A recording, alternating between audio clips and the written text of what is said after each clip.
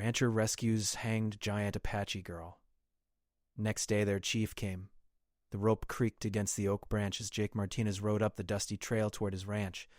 Something dark swung in the wind ahead, and his gut twisted before his mind caught up. He kicked his horse into a gallop, dust flying behind him as he raced forward.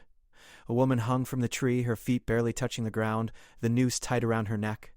She was tall, taller than any woman he had ever seen, with long black hair covering her face. Jake yanked his knife from his belt and jumped from his saddle before his horse fully stopped. He grabbed the woman's legs and lifted, taking the pressure off her neck. The rope had bit deep into her skin, leaving angry red marks. She was still breathing, barely. He sawed through the rope with his blade, catching her weight as she fell. She collapsed against him, and he lowered her to the ground. Her eyes fluttered open, dark and filled with pain. She was Apache. He could tell from her clothing and the beadwork on her torn dress. Blood stained her shoulders where someone had beaten her. Her lips moved, but no sound came out. Jake pulled his canteen and held it to her mouth. She drank weakly, water spilling down her chin. "Who did this?" Jake asked, though he doubted she could answer. She pointed west, toward the direction of town. Her hand shook as she made the gesture. Jake understood. The settlers had done this. Things had gotten worse between the ranchers and the Apache tribes in recent months. Cattle had gone missing. The barn had burned. Everyone blamed the Apache, and now someone had taken justice into their own hands. Jake looked at the woman again. She was not just tall, but powerfully built, with shoulders broader than most men. Her hands were calloused from hard work. She could not have been more than 20 years old. Someone had tied her hands behind her back before hanging her, and the rope burns on her wrists bled freely. "Can you ride?" Jake asked. She shook her head. He made a decision that would change everything. Jake lifted her onto his horse, then climbed up behind her. She sagged against him, barely conscious. He turned the horse toward his ranch, away from town, away from whoever had tried to kill her. His ranch hands would talk. The neighbors would ask questions.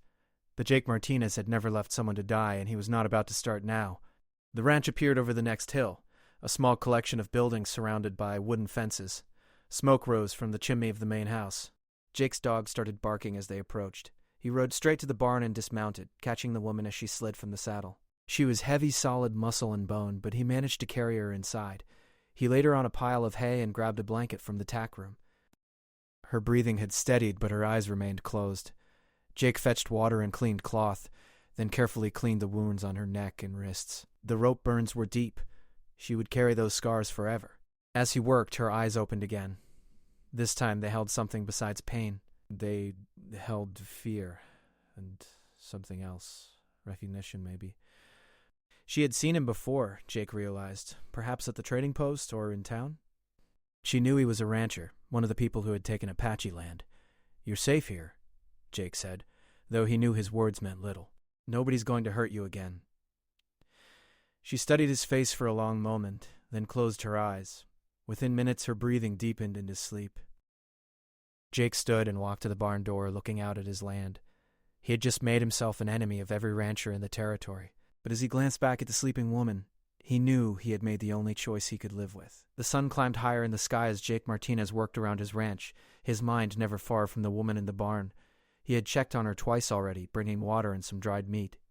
She had eaten little, watching him with those dark, cautious eyes.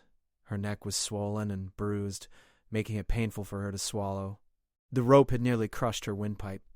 By midday, she was sitting up, leaning against the barn wall. Jake brought her a shirt and pants, men's clothing that would be too small for her frame, but better than her torn dress. She took them without a word and gestured for him to leave.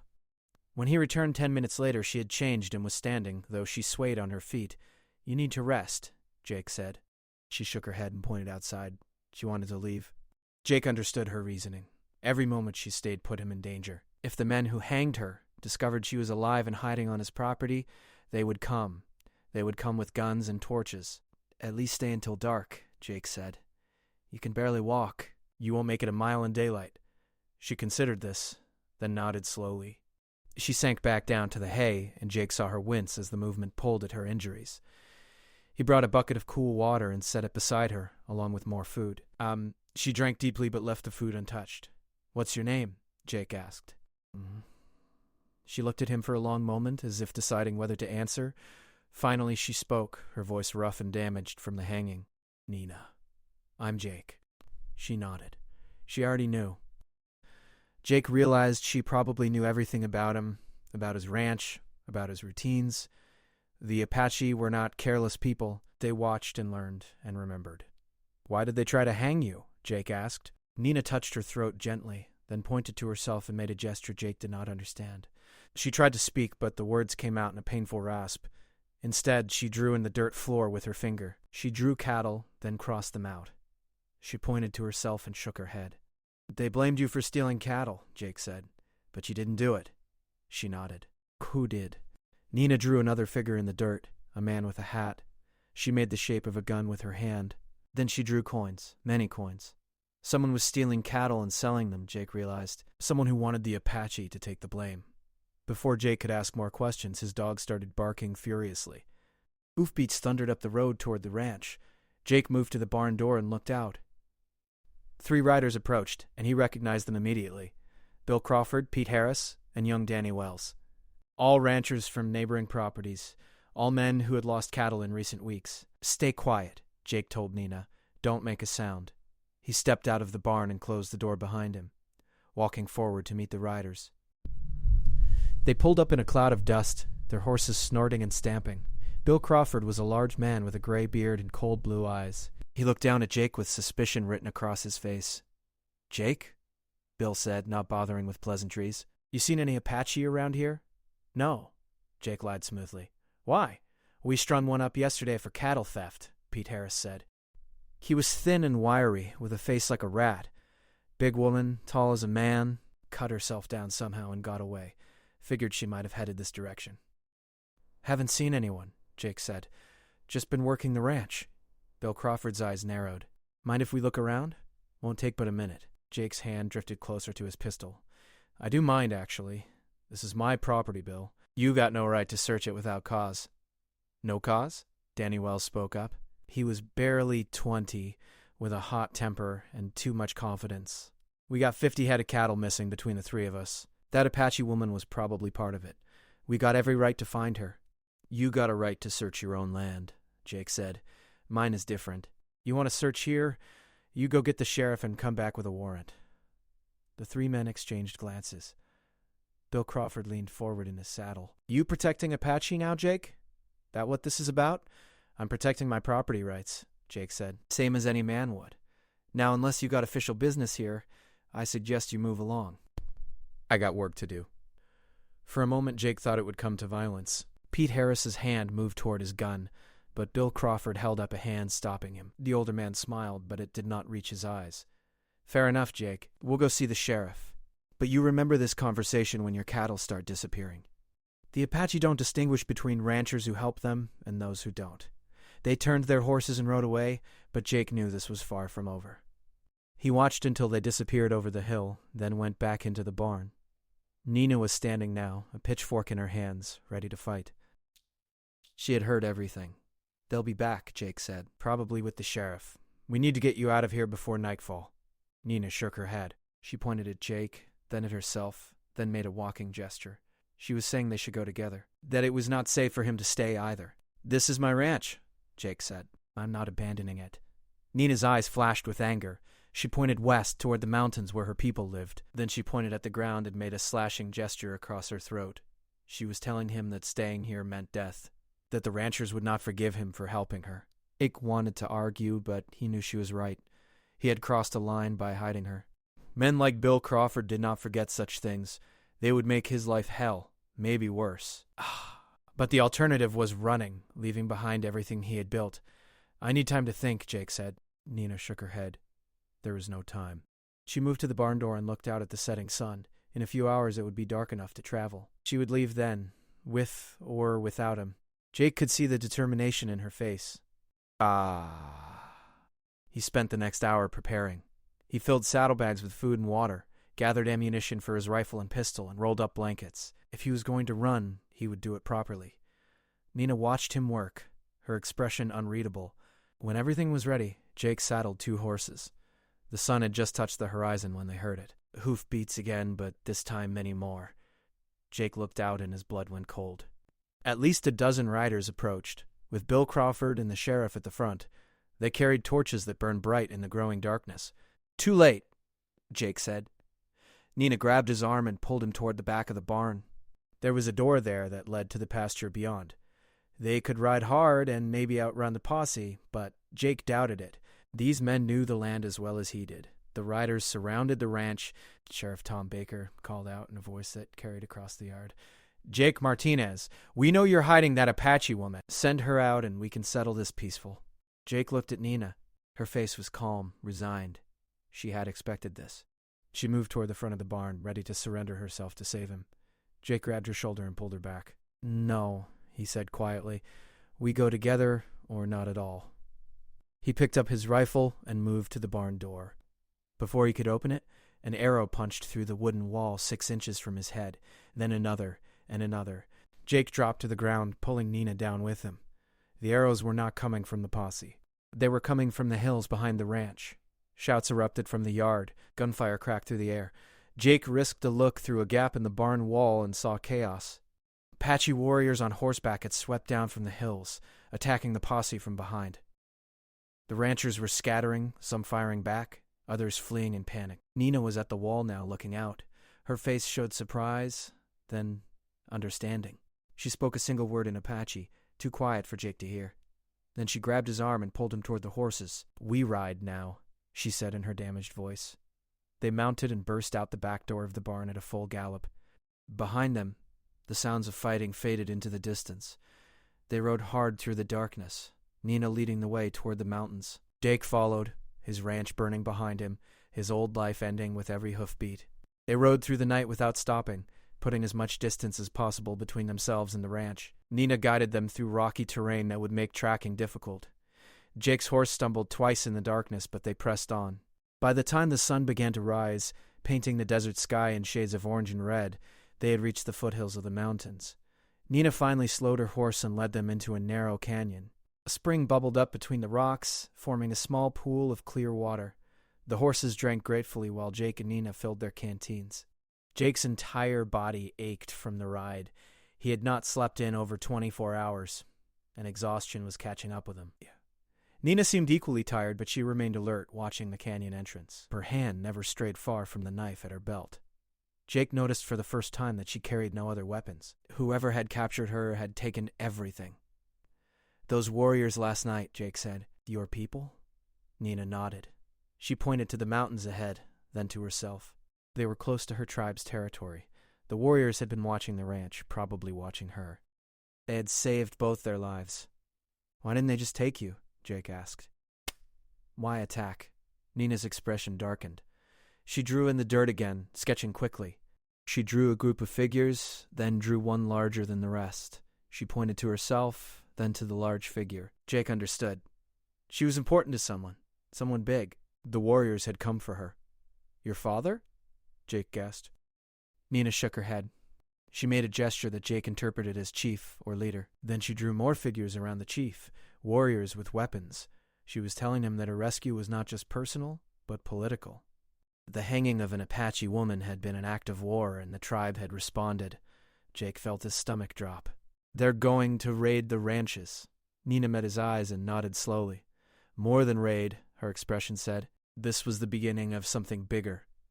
The fragile peace between the settlers and the Apache had shattered. Blood would answer blood. "I need to warn them," Jake said, standing up. "Those people, they don't know what's coming." Nina grabbed his wrist, her grip strong. She shook her head firmly. Jake tried to pull away, but she held on, speaking in her rough voice. "They tried to kill me. They would kill you." No warning. "Not all of them are bad," Jake protested. "There are families, children." "Apache have families too," Nina said, her eyes hard. "Apache have children. Your people did not think of them when they came to our lands." Jake had no answer for that. She was right, and they both knew it. The settlers had taken Apache territory, pushed them into smaller and smaller areas, broken treaty after treaty. The hanging of Nina had been just one more crime in a long list, but knowing that did not make it easier to accept what was coming. They rested for 2 hours, taking turns keeping watch. When the sun was high overhead, Nina stood and gestured for them to continue. They rode deeper into the mountains, following trails that Jake would never have found on his own. The landscape changed from desert to pine forest, the air growing cooler and thinner. In the late afternoon, they came around a bend and found themselves facing a group of Apache warriors. There were 6 of them, all armed with rifles and bows. They sat on their horses in a line across the trail, blocking the path. The lead warrior was an older man with gray streaking his black hair and scars crossing his bare chest. Nina spoke to them in Apache, her voice still rough but stronger than before. The warriors listened, their eyes moving between her and Jake. The older warrior responded, his tone sharp and questioning. Nina answered, gesturing to Jake several times. An argument seemed to develop, voices rising. Finally, the older warrior raised his hand for silence. He rode forward and stopped in front of Jake, studying him with dark, suspicious eyes. He spoke in English, surprising Jake. "She says you saved her life. Cut the rope. Hid her from your people." "That's true," Jake said. "Why?" the warrior asked. "She is Apache. You are white man. Your people hate us." "I don't leave people to die," Jake said simply. "Doesn't matter who they are." The warrior considered this. "You are enemy. I should kill you now." "Maybe," Jake agreed. "But Nina says I saved her. Doesn't that count for something?" The warrior almost smiled. "You speak to her like friend, like equal. Most white men would not speak to Apache woman at all." "Most white men are fools," Jake said. This time the warrior did smile, showing teeth. He turned to Nina and spoke in Apache. She nodded and responded. The warrior studied Jake for another long moment, then made a decision. "You come with us. Chief will decide what to do with you. If he says kill, you die. If he says live, you live. You understand?" "I understand," Jake said. The warriors surrounded them and they continued up the trail. Jake noticed that while they were not hostile, they were not friendly either. Guns remained ready, eyes stayed watchful. He was a prisoner, even if they had not tied his hands.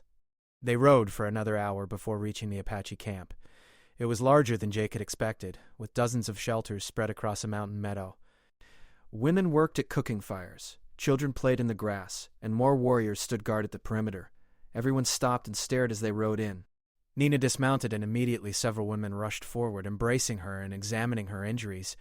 They spoke rapidly in Apache, their voices filled with concern and anger. Nina answered their questions, pointing to Jake several times. The women looked at him with expressions ranging from curiosity to outright hatred. The older warrior who had spoken English gestured for Jake to dismount. He did, and immediately 2 younger warriors took his weapons. They were not rough about it, but they were thorough. They took his rifle, his pistol, and his knife. One of them found a small folding blade in his boot and took that too.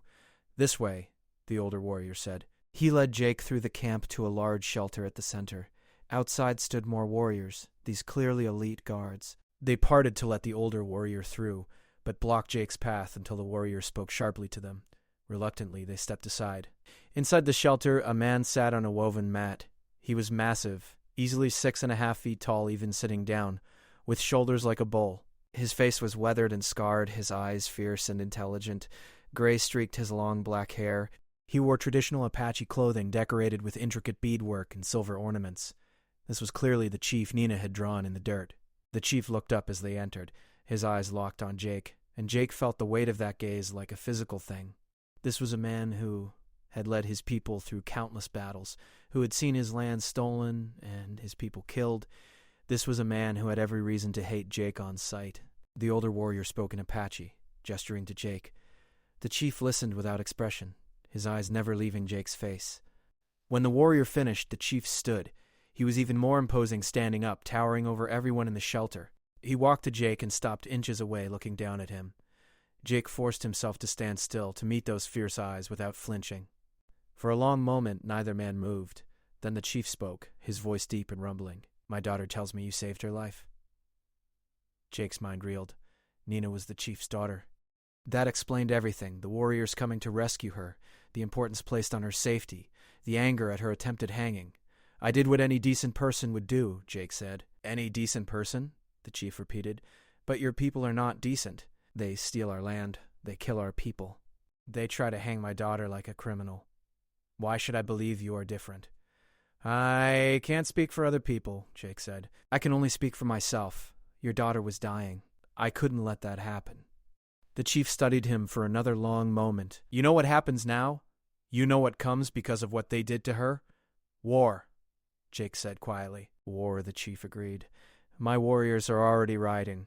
By tomorrow, every ranch within 50 miles will burn. Cattle will be taken. Men will die. This is the price for what they did." Jake wanted to argue, to plead for mercy for the innocent, but he knew it would do no good. The time for peace had passed when they put that rope around Nina's neck. "What about me?" Jake asked. "What's my price?" The chief smiled, but it was not a kind smile. "That is the question. My warriors want to kill you. They say you are white, you are rancher, you are enemy. They do not care that you saved Nina. They care only that you are one of the people who have taken everything from us." "And what do you say?" Jake asked. "I say you saved my daughter's life. That debt must be repaid. But I also say you are still white man, still enemy. Trust is not given easily." The chief turned and walked back to his mat.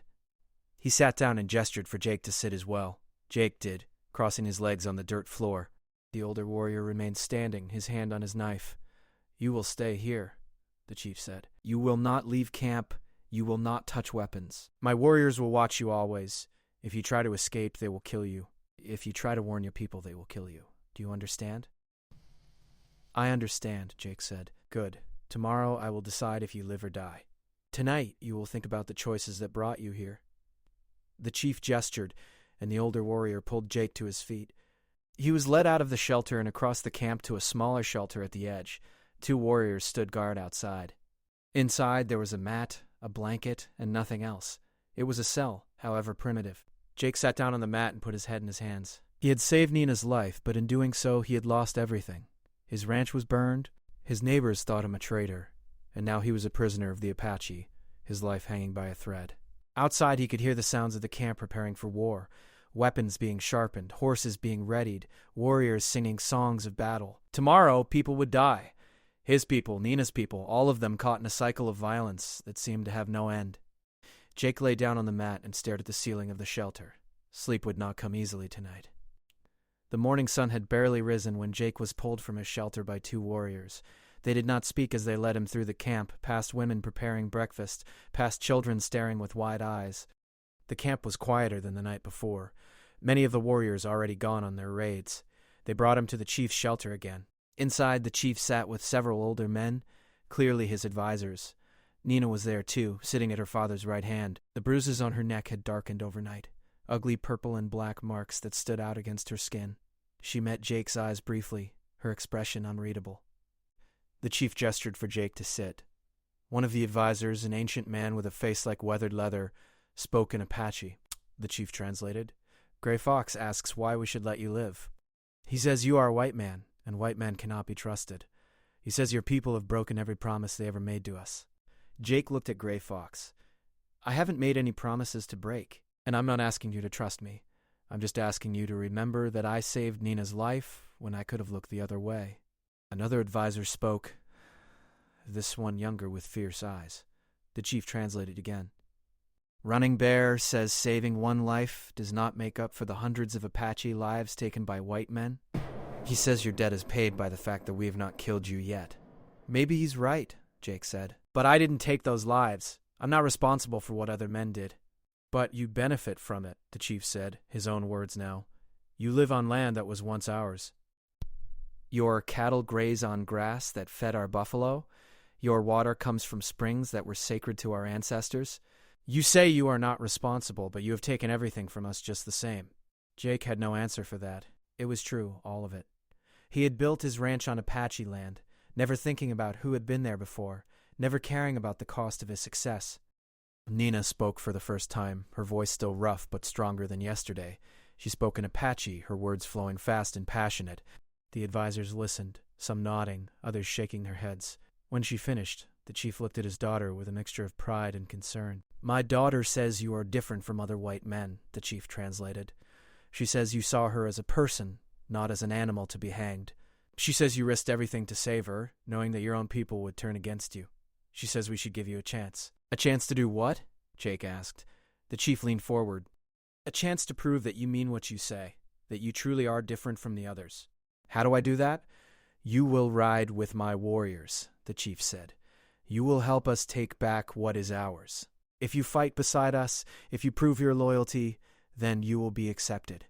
You will be one of us. But if you betray us, if you try to help your people, you will die slowly and painfully. This is the choice I give you." Jake felt his blood run cold.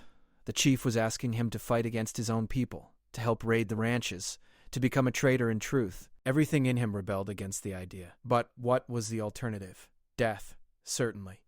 And even if he refused, the raids would happen anyway. If I refuse? Jake asked. Then you die today, the chief said simply. Quickly, because my daughter asks for mercy. But you die. Jake looked at Nina. She was watching him with those dark eyes, waiting for his answer. She had spoken for him, defended him before her father and the council. She had given him this chance. But the price was impossibly high. What about the families? Jake asked. The children on those ranches? What about our families? Running Bear spoke in English, his voice hard. What about our children? Your people did not ask these questions when they came to our lands. 2 wrongs don't make a right, Jake said. This is not about right and wrong, the chief said. This is about survival. Your people are many, and they grow more every year. We are few, and we grow fewer. We must fight, or we will disappear. You can help us fight, or you can die. There is no third choice. Jake closed his eyes. He thought about his ranch, already burned. He thought about Bill Crawford and Pete Harris, the men who had tried to hang Nina. He thought about the sheriff who had brought a mob to his door. Those men had shown him what they truly were. They had shown him that in their eyes, helping Nina made him as much an enemy as the Apache themselves. But there were others too. Families who had done nothing wrong. People who just wanted to live their lives in peace.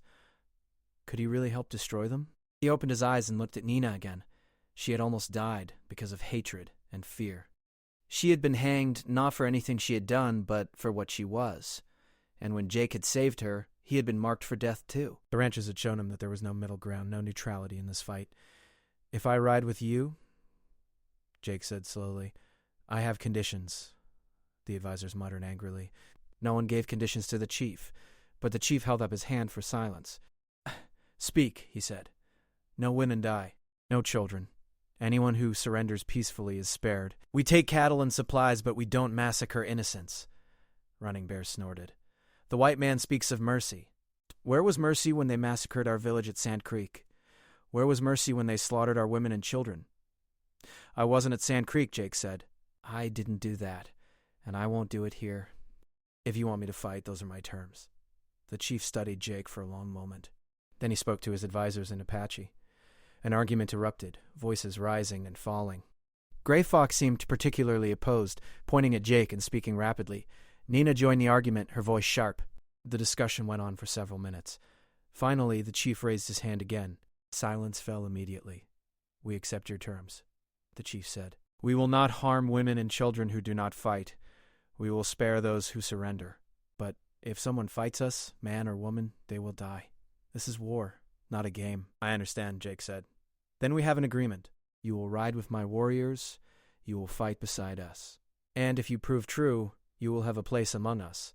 But if you betray us, the chief let the threat hang in the air. I won't betray you, Jake said. He was not sure if it was true, but he said it anyway. The chief stood. Then we prepare. The raids begin at sunset. Running Bear will give you weapons and a horse. Do not make me regret this mercy. Jake was led out of the shelter. Running Bear followed, his expression sour. He clearly did not like this decision, but he would obey his chief. He took Jake to where the horses were kept and selected a strong paint stallion. You can ride? Running Bear asked. Yes, Jake said. Good. You will need to. He handed Jake a rifle, a pistol, and a knife. These are yours now. Use them well or die. Jake took the weapons. They felt heavy in his hands, heavy with the weight of what he was about to do. He had crossed a line yesterday when he cut Nina down from that rope. Now he was crossing another, one that could never be uncrossed. Nina approached as Running Bear walked away. She moved carefully, her injuries still painful. She stood in front of Jake and spoke quietly. Thank you, she said, for saving my life, for standing with us. I'm not sure I'm standing with you, Jake said. I'm trying to stay alive and do the right thing. I'm not sure those two goals are compatible. Nina almost smiled. In war, they never are. But you try anyway. That makes you different from most men. Different doesn't mean better, Jake said. Maybe not, but it means something. She paused, then added, My father is a good man, but he is also a hard man. He has seen too much death, too much betrayal. He will test you. Be ready. I'll do my best, Jake said. That is all anyone can do. She walked away, leaving Jake alone with his new horse and his new weapons. Around him, the camp prepared for war, and Jake Martinez prepared to become something he had never imagined, a white man riding with the Apache against his own people. As the sun began its descent toward the horizon, the warriors gathered. There were about 30 of them, all experienced fighters. They wore a mixture of traditional Apache clothing and items taken from previous raids, a patchwork of two cultures at war. Their weapons were equally mixed, some carrying rifles, others bows and lances. The chief emerged from his shelter and addressed the warriors in Apache. His voice carried across the camp, strong and commanding. The warriors listened with fierce attention, occasionally raising their weapons and shouting approval. When he finished, they mounted their horses. Running Bear rode to the front and gestured for the group to follow. They rode out of camp single file, moving quickly through the forest trails. Jake found himself in the middle of the column, warriors ahead and behind. He was being watched, he knew. One wrong move and he would die. They rode hard for 2 hours, descending from the mountains back toward the desert plains. As darkness fell, they reached a ridge overlooking a valley. Below, Jake could see a ranch, lights burning in the windows of the main house. Cattle moved into corrals. It was a small operation, probably a family running it alone. Running Bear called a halt and the warriors dismounted. He spoke to them in low voices, giving instructions. Some would circle around to cut off escape. Others would drive the cattle. A few would approach the house and demand surrender. "You come with me," Running Bear told Jake. "You will help with the cattle." They left their horses and moved down the ridge on foot. Jake's heart pounded in his chest. This was really happening. He was about to raid a ranch, steal cattle, maybe hurt people. Everything he had believed about himself was being tested. They reached the cattle pens, and Running Bear gestured for Jake to help open the gates. The cattle were restless, sensing the strangers. Jake worked quickly, his hands shaking slightly as he lifted the wooden bars. The gates swung open, and the cattle began to mill out. At the house, other warriors approached. Jake heard shouting, a man's voice demanding to know who was there. Then a woman screaming. Gunfire cracked through the night air. Jake's blood froze. He started to run toward the house, but Running Bear grabbed his arm. "We stay with the cattle. That is not our fight." "Someone might be getting killed," Jake protested. "Then they should have surrendered," Running Bear said coldly. "We gave warning. We gave chance. If they fight, they die." More gunfire, then silence. Jake felt sick. Then he heard crying, a child's voice. The warriors were bringing people out of the house, 2 children and a woman. The man lay in the doorway, not moving. He had fought and lost. Nina had been right. War made doing the right thing impossible. The man had defended his home and family as any man would. And now he was dead, his children orphans, his wife a widow. Because of a cycle of violence that seemed to have no beginning and no end, the warriors drove the cattle away from the ranch. Jake helped, moving mechanically, his mind numb. Behind them, the ranch house burned. The woman and children were left with nothing but their lives. The Apache took everything else. They drove the cattle through the night back toward the mountains. Just before dawn, they reached a hidden canyon where other cattle already waited, animals taken from previous raids. The warriors celebrated, singing songs of victory. Jake sat apart, his rifle across his knees, wondering what he had become. Nina found him as the sun rose. She sat beside him without speaking for a long moment. Finally, she said, "The man at the ranch, he should have surrendered. He was defending his family," Jake said. "And my people defend our families too? Where's the difference?" "I don't know," Jake admitted. "Maybe there isn't one. Maybe we're all just killing each other for land and survival." "Yes," Nina said simply. "That is the truth of it.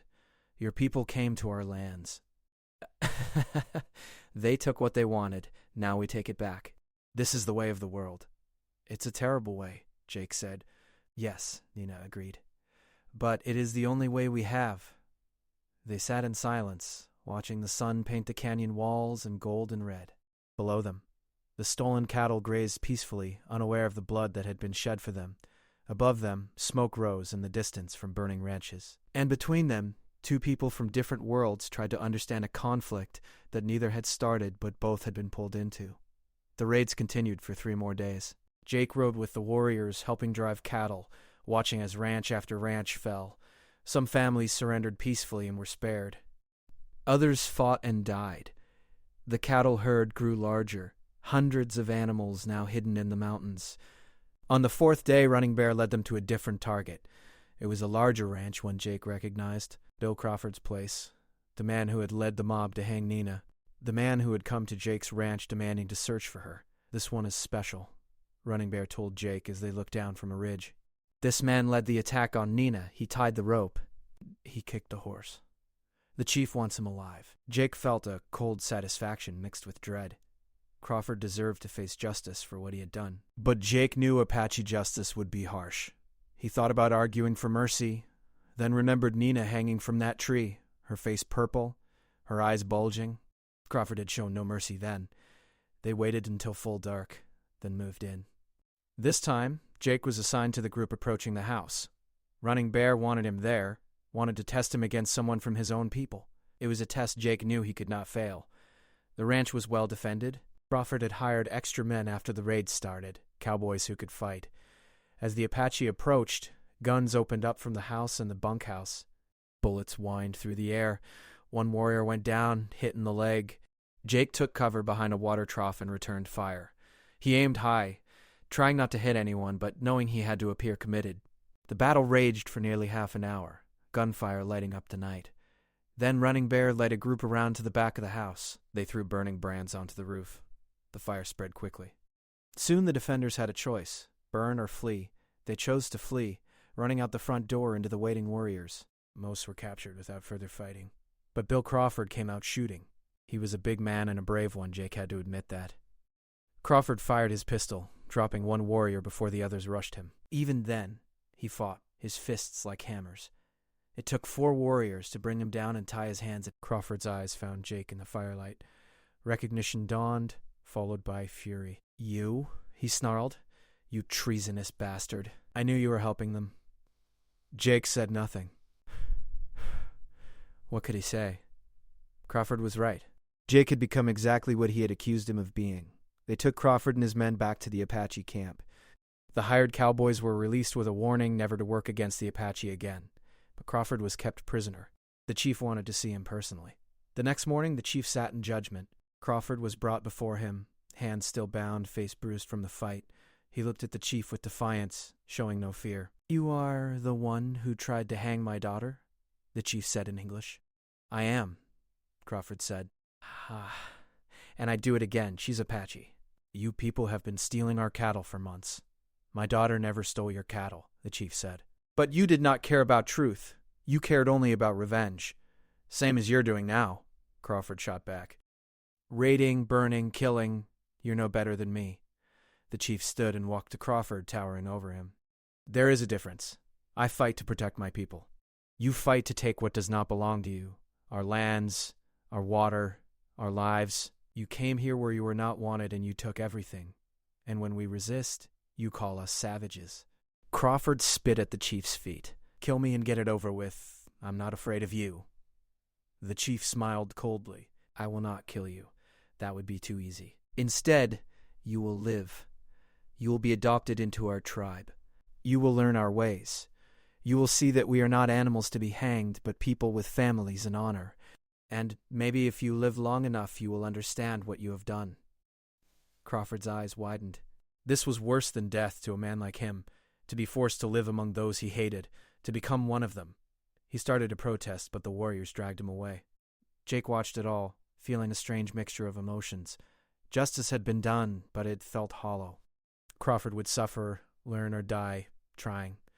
But it would not bring back the people who had died on both sides. It would not heal the wounds. Nina approached Jake after the judgment. "You fought well," she said. "My father is pleased. He says you have proven yourself. I shot over people's heads," Jake said. "I tried not to kill anyone. But you were there. You stood with us. That is what matters." She paused, then added, "There will be more raids. The ranchers are gathering. They will come for us with many men. This is not over. It's never over," Jake said bitterly. "It just keeps going, blood for blood, until everyone is dead or broken." "Perhaps," Nina said, "but you are still alive. And you have a choice now. You can stay with us, truly become Apache, or you can leave when this is finished. My father will not stop you. You have paid your debt." Jake looked at her, at this woman he had saved who had in turn saved him. He thought about the life he had lost. The ranch burned to ashes. He thought about the life he could have here, among people who had accepted him despite everything. He thought about who he had been and who he was becoming. "I don't know what I'll choose," he said honestly. "That is fair," Nina said. "The war is not finished. When it is, you will decide. Until then, you fight with us. You live with us. You are one of us." She walked away, leaving Jake alone with his thoughts. In the distance, he could see warriors preparing weapons, could hear the songs of war being sung. The ranchers would come. Nina was right about that. And when they did, more blood would be spilled. Jake Martinez had saved a woman from hanging and, in doing so, had started a war. Now he would see that war through to its end, whatever that end might be. He had crossed too many lines to turn back now. All he could do was move forward and hope that somehow, when the smoke cleared and the dead were counted, he would still recognize himself in the mirror. The war he had stumbled into was far from over, but Jake was no longer running from it. He was in it, part of it, changed by it, and there was no going back to the man he had been before he cut that rope and saved Nina's life. The sun rose on another day of violence, another day of survival, and Jake Martinez faced it not as a rancher, not as a white man, but as something new. Something forged in fire and blood and impossible choices. He faced it as a man trying to find honor in a dishonorable war, trying to do right in a world where right and wrong had become hopelessly tangled. Whatever came next, he would face it. He had no other choice.